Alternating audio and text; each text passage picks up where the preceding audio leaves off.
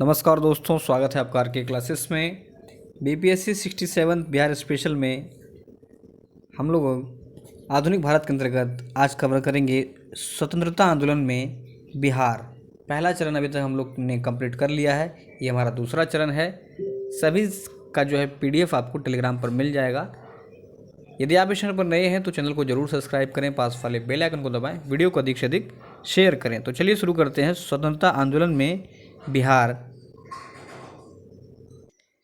स्वतंत्रता आंदोलन का द्वितीय चरण। इस चरण में राष्ट्रीय चेतना के प्रसार को महत्वपूर्ण माना गया। इसके लिए राजनीतिक सामाजिक जागरूकता बढ़ाने पर मुख्य रूप से ध्यान दिया गया।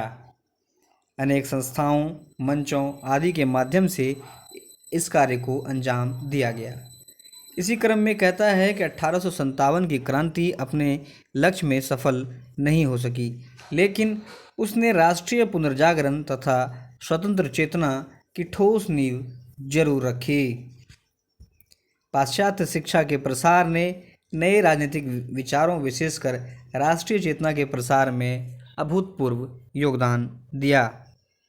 आगे कहता है कि राजा राम मोहन राय और महर्षि दयानंद सरस्वती के समाज सुधार अभियानों को राष्ट्रीय पुनर्जागरण की पृष्ठभूमि तैयार करने का एक बड़ा श्रेय जाता है। राजा राम मोहन राय ने जहां अमानुषिक कुरीतियों के विरुद्ध लोकमानस को झकझोरा, वहीं दयानंद सरस्वती ने पाखंड और अंधविश्वास के दलदल में धंसे मरणासन समाज को नवजीवन प्रदान किया। तो उपयुक्त कारणों से जो है लोगों में राष्ट्रीय चेतना की भावना जगी। बात करेंगे बॉयज एसोसिएशन का, काफ़ी महत्वपूर्ण है। 3 मार्च 1909, कब? 3 मार्च 1909 को दरभंगा राज के मैदान में बॉयज एसोसिएशन नाम से युवाओं ने एक संघ की स्थापना की। सवाल अगर हमसे पूछ ले कि बॉयज एसोसिएशन की स्थापना कब हुई थी, तो 3 मार्च 1909 को। कहता है बॉयज एसोसिएशन के संस्थापक श्री सूर्यदेव नारायण वर्मा थे। बहुत इंपॉर्टेंट है कि बॉयज एसोसिएशन के संस्थापक कौन थे? सूर्यदेव नारायण वर्मा। ध्यान रखना है, सूर्यदेव नारायण वर्मा बॉयज एसोसिएशन के संस्थापक थे।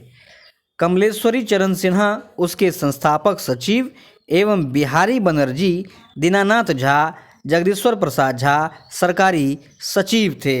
इस सभा की अध्यक्षता एक बैरिस्टर अशफाक खान ने की थी। ध्यान रखना इस बात को। सबसे इम्पोर्टेंट बात यह है कि बॉयज एसोसिएशन के संस्थापक, जो कि पूछा गया है, सूर्यदेव नारायण वर्मा।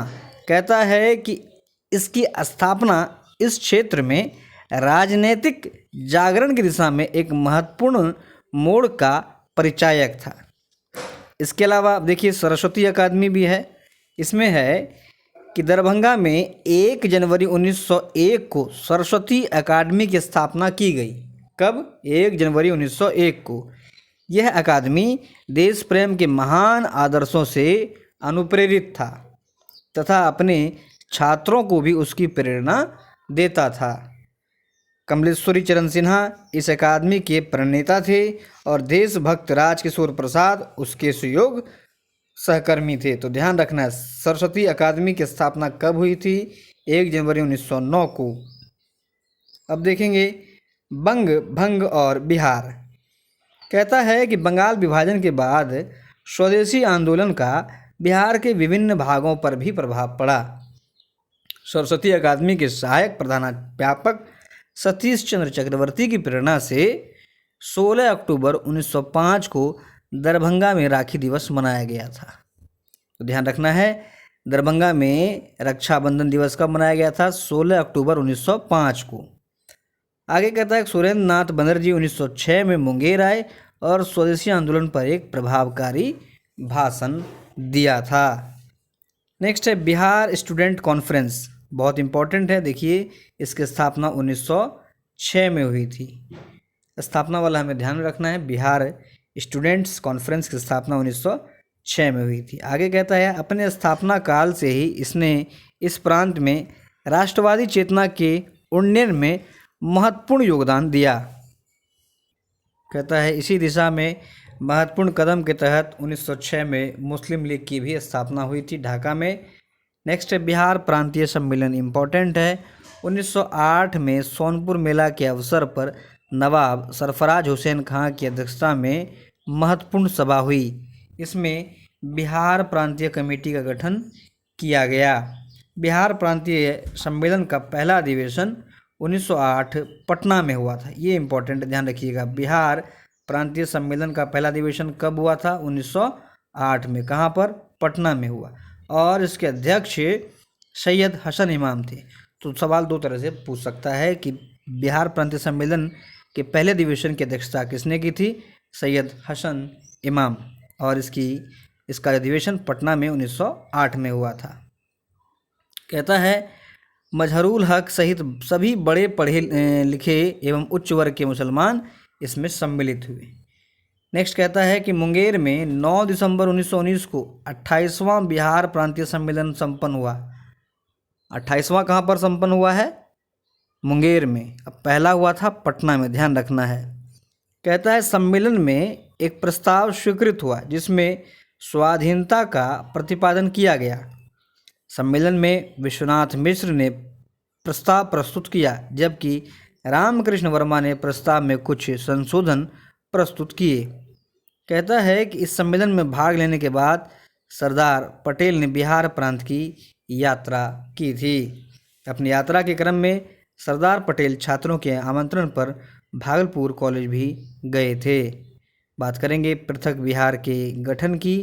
तो कहता है मुगल काल में बिहार एक अलग सूबा प्रांत था, लेकिन मुगलों के पतन के बाद यह बंगाल के नवाबों के अधीन आ गया और ब्रिटिश शासन में भी यह बंगाल से संबंध रहा। 1894 से प्रकाशित बिहार टाइम्स पत्रिका ने सर्वप्रथम बिहार को पृथक प्रांत बनाने की मांग की थी। बहुत इंपॉर्टेंट लाइन है, ध्यान रखिए, पूछ सकता है कि बिहार टाइम्स पत्रिका जो है इसने सर्वप्रथम सबसे पहले बिहार के पृथक प्रांत बनाने की मांग की थी। आगे कहता है कि 1906 ईस्वी में सच्चिदानंद सिन्हा और महेश नारायण ने पृथक बिहार की मांग की। सवाल हमसे पूछ ले कि सच्चिदानंद सिन्हा और महेश नारायण ने पृथक बिहार की मांग कब की थी? तो 1906 में। निम्न में से किन नेताओं ने पृथक बिहार की मांग 1906 में की थी? सच्चिदानंद सिन्हा और महेश नारायण। कहता है इसी वर्ष डॉक्टर राजेंद्र प्रसाद के द्वारा पटना में बिहारी छात्र सम्मेलन का आयोजन किया गया। 1908 में पटना में प्रांतीय अधिवेशन में फखरुद्दीन द्वारा बिहार को बंगाल से पृथक रखने का प्रस्ताव रखा था। ध्यान रखना है। कहता है कि इस प्रस्ताव को सर्वसम्मति से स्वीकार कर लिया गया। 12 दिसंबर 1911 को दिल्ली में आयोजित शाही दरबार में इंग्लैंड के सम्राट जॉर्ज प्रथम ने बिहार और उड़ीसा के क्षेत्रों को बंगाल से अलग करके एक नया प्रांत बनाने की घोषणा की थी। इस समय बिहार में उड़ीसा भी शामिल था। स्मरणीय तथ्य में वही है, बॉयज एसोसिएशन की स्थापना 1906, अध्यक्षता अशफाक खान ने की थी। तो ये था हमारा सेकंड चरण। जल्दी इसके अगले भाग में आएंगे। इसको अधिक से अधिक शेयर करिए। मिलते हैं बहुत जल्दी अगले इसके भाग में। धन्यवाद।